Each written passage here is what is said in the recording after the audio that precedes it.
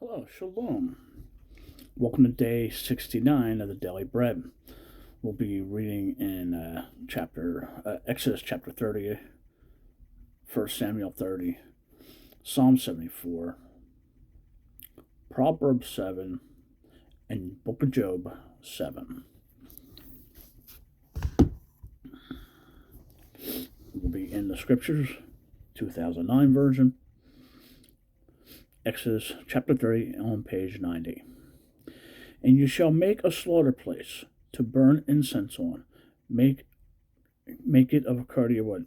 For the past couple chapters, Yahweh has been giving the Israelites the instructions on how to set up the appointment tent area. The slaughter place, the ark, and how Aaron and his sons are supposed to dress when they go into the tent of appointment. So it's all so. And you shall make a slaughter place to burn incense on. Make it of acacia wood, a cubit long and a cubit wide. It is a square, and 2 cubits high. Its horns of the same. And you shall overlay its top and its sides all around, and its horn with clean gold. And you shall make it for the molding of gold all around. And make 2 gold rings for it, under the molding on both sides. Make them on it 2 sides, and they shall be holders for the poles to lift it up with. And you shall make the poles of acacia wood, and overlay them with gold. And you shall put it before the veil that is before the ark of the witness, before the lid of atonement that is over the witness, where I am to meet with you. And Aaron shall burn on it sweet incense, morning by morning, as he tends the lamps. He shall burn incense on it. And when Aaron lights the lamps between the evenings, he shall burn incense on it, a continual incense before Yahweh throughout your generations. Do not offer strange incense on it, or an ascending offering, or a grain offering, and do not pour a drink offering on it. And Aaron shall make atonement upon its horns once a year with the blood of the sin offering of atonement.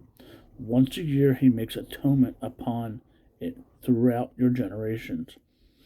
It is most set apart to Yahweh. And Yahweh spoke to Moshe, saying, When you take the census of the children of Israel to register them, then each one shall give an allotment for his life to Yahweh. When you register them, so that there is no plague among them when you register them. Everyone among those who are registered is to give this, a half a shekel according to the shekel of the set apart place, 20 gerahs being a shekel. A half a shekel is a contribution to Yahweh. Everyone passing over to be registered, from 20 years old and above, give a contribution to Yahweh. The rich does not give more, and the poor does not give less than half a shekel. When you give a contribution to Yahweh to make atonement for yourselves, you shall take the silver for this atonement from the children of Israel and give it for the service of the tent of appointment. And it shall be to the children of Israel for remembrance before Yahweh to make atonement for yourselves. And Yahweh spoke to Moshe, saying, And you shall make a basin of bronze, with its stand also of bronze, for washing. And you shall put it between the tent of appointment and the slaughter place, and shall put water in it. And Aaron and his sons shall wash from it their hands and their feet. And when they go into the tent of appointment, or when they come near the slaughter place to attend, to burn an offering made by fire to Yahweh, they wash with water, lest they die. And they shall wash their hands and their feet, lest they die. And it shall be a law forever to them, to him and his seed throughout their generations. And Yahweh spoke to Moshe, saying, And take for yourself choice spices, 500 shekels of liquid myrrh, and half as much, 250 of sweet smelling cinnamon, and 250 of sweet smelling cane, and 500 of cassia, according to the shekel of the set apart place, and a hin of olive oil. And you shall make from these a set apart anointing oil, a compound blended, the work of a perfumer. It is a set apart anointing oil. And with it you shall anoint the tent of appointment, and the ark of the witness, and the table, and all its utensils, and the lampstand, and the utensils, and the slaughter place of incense, and the slaughter place of ascending offering, with all of its utensils, and the basin and its stand. And you shall set them apart, and they shall be most set apart. Whatever touches them is to be set apart. And you shall anoint Aaron and his sons, and set them apart to serve as priests to me. And speak to the children of Israel, saying, This is a set apart anointing oil to me throughout your generations. It shall not be poured on the flesh of a man, and make no other like it according to its composition. It is set apart. It is set apart to you. Whoever compounds any like it, or whoever puts any of it on a stranger, shall be cut off from his people. And Yahweh said to Moshe, Take sweet fragrances, gum and cinnamon and galaban, and clear frankincense, with these sweet spices, all in equal amounts. Then you shall make of these an incense, a compound, work of a perfumer, salted, clean, set apart. And you shall beat some of it very fine, and put some of it before the witness on the tent of appointment, where I meet with you. It is the most set apart to you. And the incense which you make, do not make any for yourselves, according to its composition. It is set apart to you for Yahweh. Whoever makes any of it to smell it, he shall be cut off from his people. He's got rules.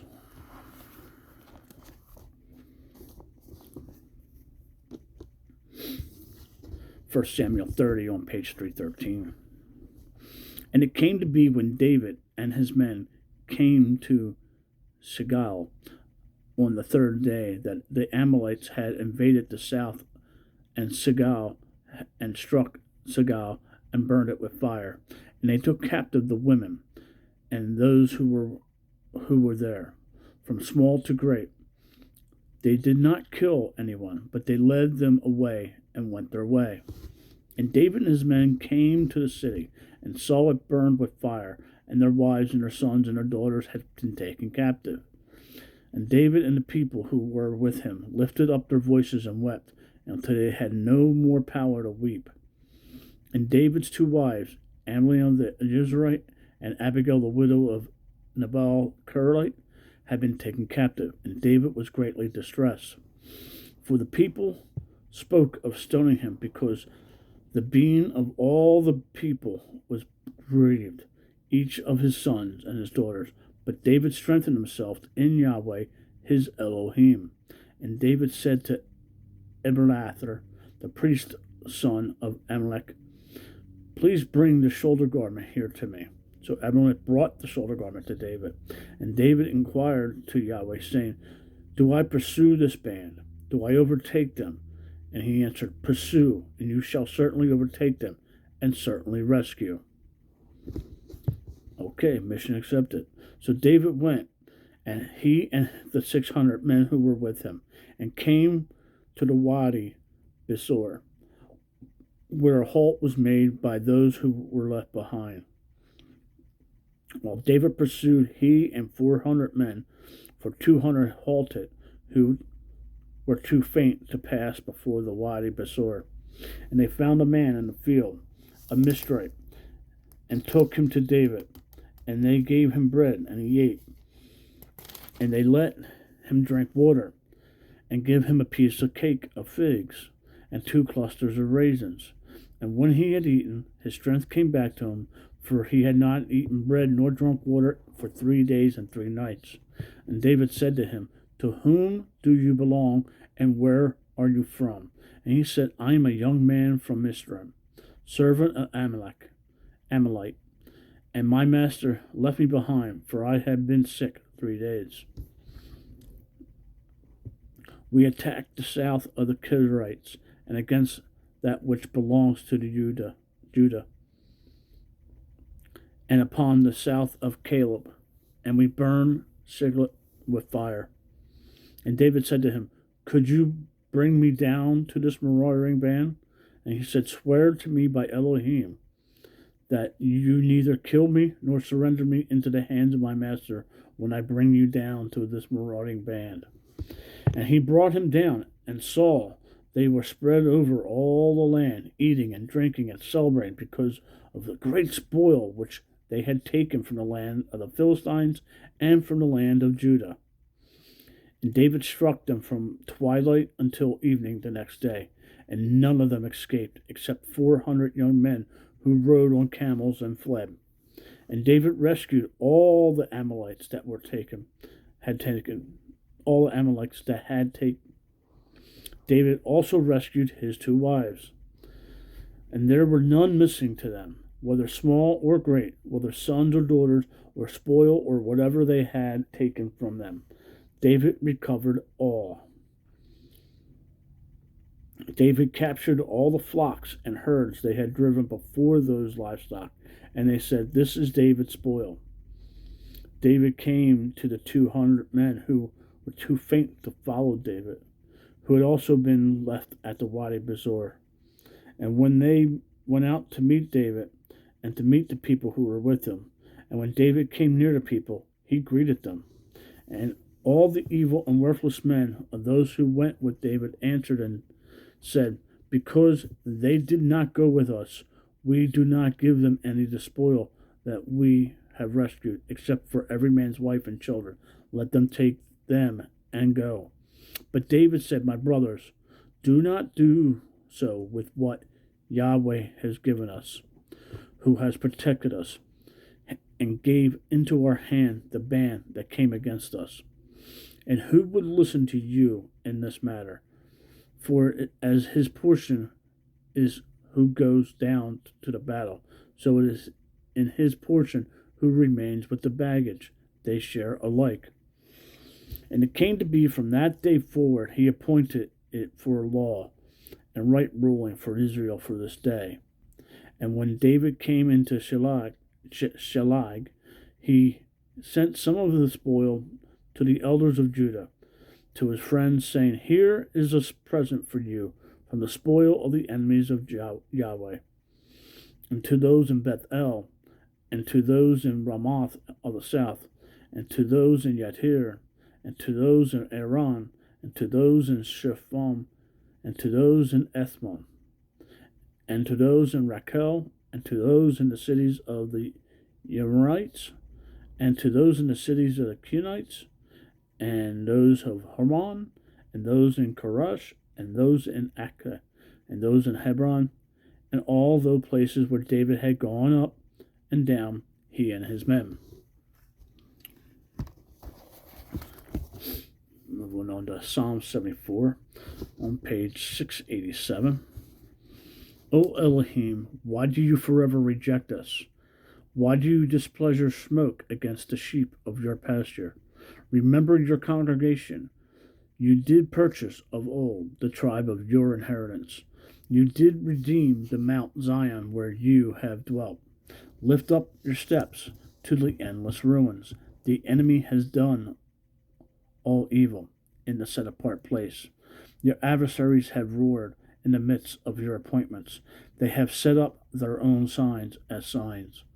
It seems as if one had lifted up axes among the thick trees, and now it's all carved work. They have broken down with axe and hammer. They have set fire to your set apart place. They have profaned the dwelling place of your name to the ground. They said in their hearts, let us suppress them altogether. They burned all the appointment places of El in the land. We do not see our signs. There is no longer a prophet, nor any among us who knows how long. O Elohim, how long would the adversary reproach? Would the enemy despise your name forever? Why do you hold back your hand, even your right hand, from the midst of your bosom? End it. For Elohim is my sovereign from of old, working deliverance in the midst of the earth. You divided the sea by your might. You broke the heads of the set apart serpents in the waters. You broke the heads of the Leviathan in pieces. You made him food for the people living in the wilderness. You did cleave open the fountain and the flood. You did dry up mighty rivers. The day is yours, the night is yours. You have established the light and the sun. You have set all the borders of the earth. You have made summer and winter. Remember this, the enemy has reproached Yahweh, and foolish people have despised your name. Do not give the being of your turtle dove to the wild beast. Do not forget the life of your afflicted ones forever. Look to the covenant, for the dark places of the earth are filled with haunts of violence. Let not the crushed one return ashamed. Let the poor and needy praise your name. Arise, O Elohim, praise your own cause. Remember how the foolish man reproaches you daily. Do not forget the voice of your enemies. The uproar of those rising up against you increases continually.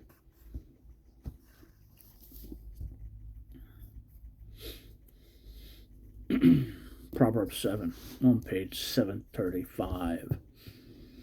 My son, guard my words and treasure up my commands with you. Guard my commands and live, and my Torah as the apple of your eye. Bind them on your fingers, write them on the tablet of your heart. Say to wisdom, you are my sister, and call understanding a close friend. To guard you against the strange woman, against the foreigner who flatters with her words. For at the window of my house I looked through my lattice, and I saw among the simple, I perceived among the youths, a young man lacking heart. Passing through the street near her corner, he went out. He went the way to her house, in the twilight, in the evening, in the black and dark night.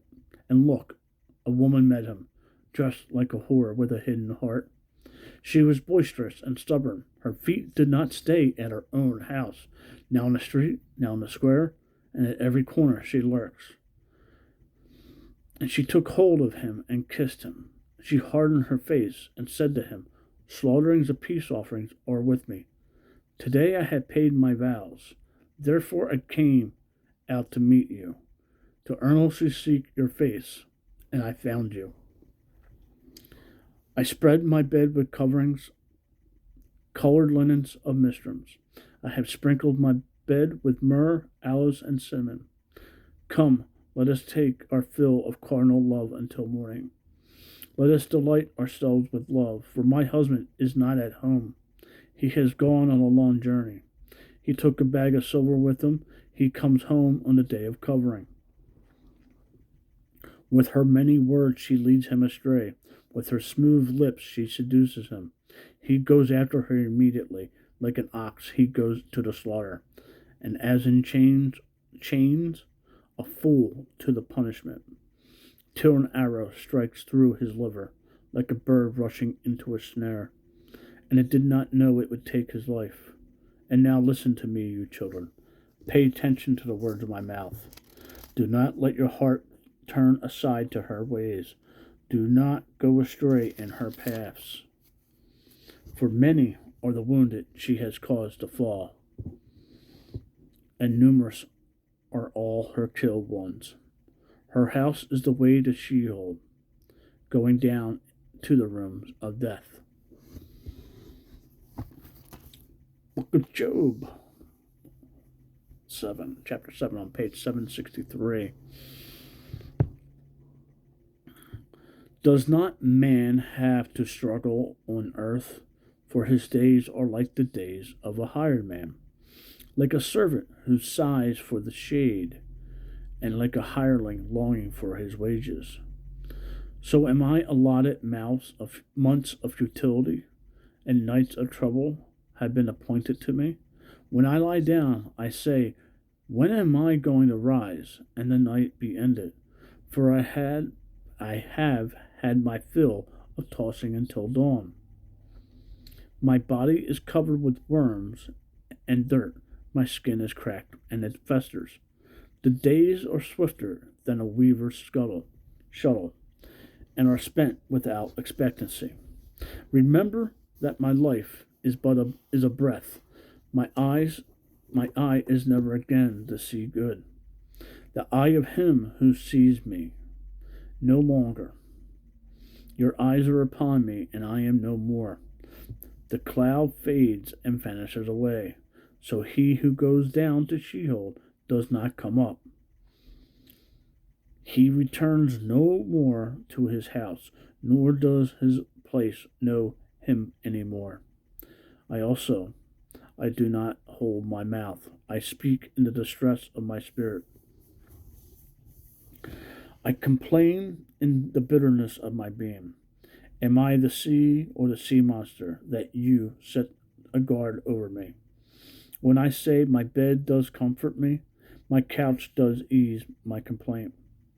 When you frighten me with dreams and make me afraid with visions, so that my being chooses strangling death rather than my bones, I have wasted away. I would not live forever. Leave me alone, for my days are as a breath. What is a man that you should make him great, and that you should set your heart on him? That you should visit him every morning, trying him every moment. How long do you not look away from me, nor leave me alone till I swallow my saliva? Have I sinned? What have I done to you, O watcher of men? Why have you set me as your target, so that I am a burden to you? And why do you not pardon my transgression, and take away my crookedness? For now I lie down in the dust, and you shall seek me, but I am not. Shalom. Make it a great day. Read your Bible, and talk to the Father.